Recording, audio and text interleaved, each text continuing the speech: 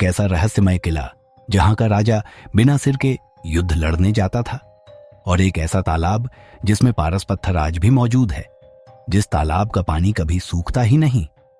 ये कहानी है चौगान के किले की, जो रहस्यों और खजाने से भरा पड़ा है। आइए जानते हैं इस रहस्यमयी किले की दास्तान, जिसे सुनकर आपका भी यहां आने का मन करेगा। 15 सदी पुरानी चुप्पी आज तोड़ेगा चौगान का किला। आज उठेगा हर रहस्य से पर्दा। मध्य प्रदेश के नरसिंहपुर जिले की सतपुड़ा पहाड़ियों पर आज भी जिंदा है रियासत का द्वार। गोंड राजा संग्राम सिंह ने इस किले का निर्माण 52 किलों की जीत के बाद कराया था। सच कहें तो इस किले का कोना कोना रहस्यों का पिटारा लिए बैठा है।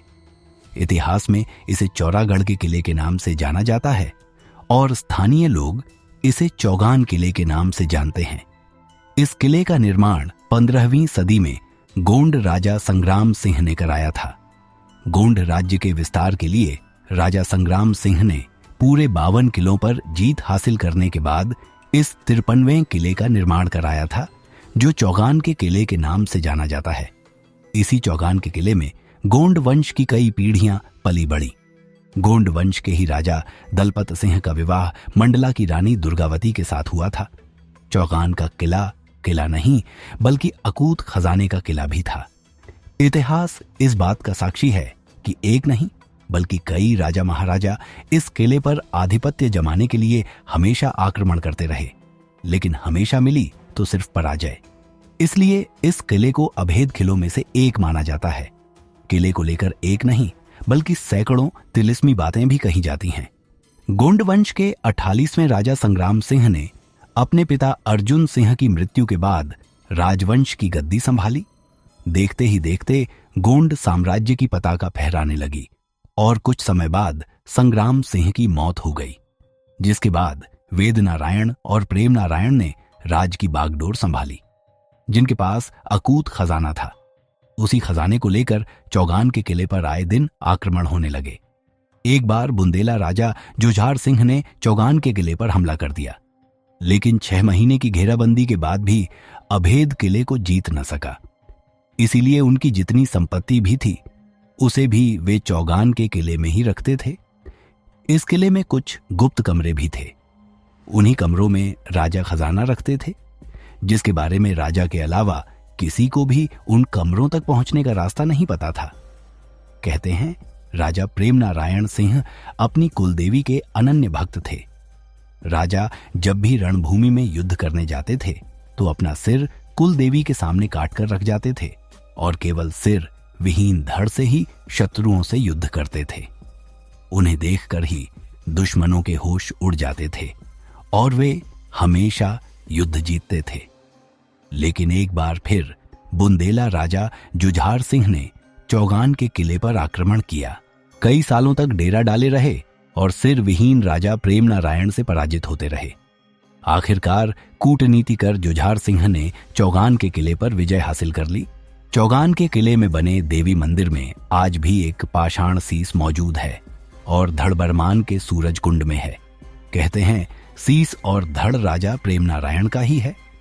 कहा तो यह भी जाता है कि जब जुझार सिंह ने राजा की हत्या की थी तो रानी और सैनिकों की 400 महिलाएं अग्निकुंड में कूद गई थीं। चौगान के किले में अकूत खजाने होने के पीछे भी एक राज छुपा हुआ है। कहा जाता है कि राजा के पास परास मणि थी, जिसे अगर किसी लोहे की वस्तु के ऊपर रख दें तो वह लोहे को सोने में बदल देती थी। इस मणि को राजा अपनी पगड़ी में बांध कर रखते थे। हर साल के लगान के बाद कृषि यंत्रों को मणि की मदद से सोना बना देते थे। लेकिन जब बुंदेलों ने किले पर आक्रमण किया था तो उस मणि को राजा ने किले के पास ही एक तालाब में फेंक दिया था। वह तालाब आज भी मौजूद है। आसपास के लोग कहते हैं आज भी उस तालाब में वह मणि मौजूद है। मां नर्मदा और मां दुर्गा के अनन्य भक्त राजा प्रेम नारायण प्रतिदिन मां नर्मदा में स्नान करने जाते थे। उनकी भक्ति से प्रसन्न होकर मां नर्मदा इस तालाब में प्रकट हो गईं। यही कारण है कि पहाड़ी के ऊपर स्थित यह तालाब भीषण गर्मी में भी नहीं सूखता। राजा महाराजाओं और ब्रिटिश काल में अंग्रेजों ने भी तालाब में मणि को खोजने की कोशिश की थी। अंग्रेजों ने हाथी के पैरों में लोहे की जंजीरें बांधकर तालाब में घुमाया था, जिससे जंजीर की एक कड़ी सोने की बन गई थी।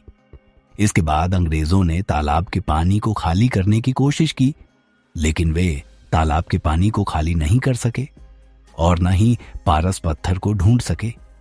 इस तालाब को लेकर आसपास के कुछ गांव में ऐसी मान्यता भी है कि अगर गांव में सूखा पड़ जाता है तो उस गांव के कुछ खास जाति के लोग यहाँ इस तालाब से थोड़ा सा पानी भरकर अपने गांव ले जाते हैं, जिससे मां नर्मदा की कृपा उस गांव पर हो जाती है और बारिश हो जाती है। यह तालाब पहाड़ी के ऊपर मौजूद है, जिसका पानी कभी खत्म नहीं होता है। इस किले को अंग्रेजों ने मराठा पेशवाओं से छीना था और इस डर से कि कहीं मराठा पेशवा किले पर कब्जा न कर लें, इसलिए किले को ध्वस्त कर दिया। इसके बाद भी किले की भव्यता कम नहीं हुई, लेकिन अब चौगान का वह ऐतिहासिक किला खंडहर बन चुका है। अगर प्रशासन इस धरोहर को सहेज ले तो यह एक बेहतरीन पर्यटन स्थल बन सकता है।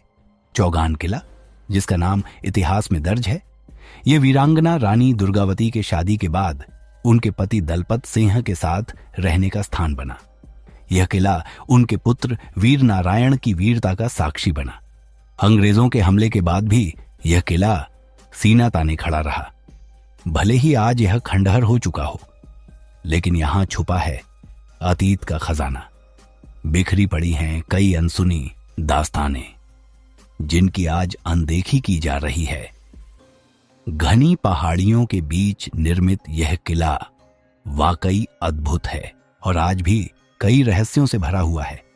भले ही यह किला अब खंडहर में बदल चुका हो, लेकिन आज भी यह खंडहर अपने वैभवशाली अतीत की कहानी कह रहा है। यहाँ ऐतिहासिक महत्व रखने वाले कुंड, तालाब और अन्य बेजोड़ कलाकृतियां आज भी मौजूद हैं। प्राकृतिक सौंदर्य से भरे इस क्षेत्र में घने जंगलों के बीच किलोमीटर की परिधि में बंजारी माता, तिलहरी, मड़के, महादेव, चौगान किला महादेव जैसे दर्शनीय स्थल मौजूद हैं। पर्यटन के लिहाज से इन्हें विकसित किया जा सकता है। मड़के महादेव के रास्ते में 2 नदियां, हरड़ और सर को जोड़ने वाला संगम है। लगभग 200 फीट ऊंचे सतपुड़ा के पर्वत श्रृंखलाओं में 30 फीट गहरी गुफा में महादेव का शिवलिंग स्थित है। दुर्गम रास्तों से होकर किले तक पहुंचा जाता है। चौगान का किला मध्य प्रदेश के नरसिंहपुर जिले की गाडरवारा तहसील में चौगान ग्राम के पास सतपुड़ा पर्वत की चौरागढ़ नामक चोटी पर है। यह गाडरवारा तहसील मुख्यालय से लगभग 35 किलोमीटर दूरी पर बना है। पहाड़ी के ऊपर एक परकोटा बना है। इस किले में 3 द्वार लांघ कर पहुंचते हैं। किला के अंदर एक तालाब है जिसे रेवाकुंड कहा जाता है। इसके ही समीप एक प्राचीन पिरामिड शिखर व मंदिर है। इसमें गर्भगृह में खंडित मूर्ति, जिसके सिर एवं धड़ अलग अलग है, रखी है, जो निश्चित रूप से गोंड काल, दुर्ग निर्माण काल से पहले की मालूम पड़ती है। किले के भीतर अन्य दूसरे महत्वपूर्ण स्थान हैं। रंग महल एवं गोंड राजा प्रेम नारायण शाह का महल, जिसके सामने खुले मंडप के दरबार बाल के अवशेष है। रानीताल एवं रानी महल के बीच में मराठा काल में निर्मित भवनों के चिन्ह भी मौजूद हैं, जिनकी सीमा के अंदर प्रत्येक घर में बनाए गए वर्गाकार सीढ़ीदार कुएं अभी भी हैं। सन 1816 ईस्वी में इस किले को अंग्रेज ने तोड़ दिया। तभी से निर्जन हो गया और वर्तमान में इसमें जंगल खड़ा है।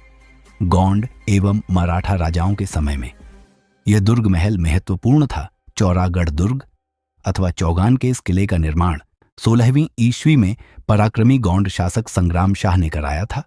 वर्तमान में यह वन विभाग के अधीन है। चौगान का किला केवल एक खंडहर नहीं, बल्कि इतिहास की अनमोल धरोहर है। इसकी हर दीवार, हर कोना एक अनसुनी कहानी और अद्भुत रहस्य समेटे हुए है। अगर प्रशासन इस धरोहर को सहेज ले तो यह पर्यटन का एक बड़ा केंद्र बन सकता है। तो क्या आप इस अद्भुत और रहस्यमयी किले की यात्रा करना चाहेंगे? अपनी राय हमें कमेंट्स में जरूर बताएं। अगली वीडियो में हम आपको ले चलेंगे एक ऐसे मंदिर की कहानी में जिसे खुद भगवान ने बनाया था और जो आज भी चमत्कारी घटनाओं के लिए प्रसिद्ध है। तो जुड़े रहें हमारे साथ। अगर आपको यह कहानी पसंद आई हो तो वीडियो को लाइक करें, अपने दोस्तों के साथ शेयर करें और हमारे चैनल को सब्सक्राइब करना ना भूलें, ताकि आप ऐसी ही और भी दिलचस्प कहानियां सबसे पहले देख सकें। धन्यवाद।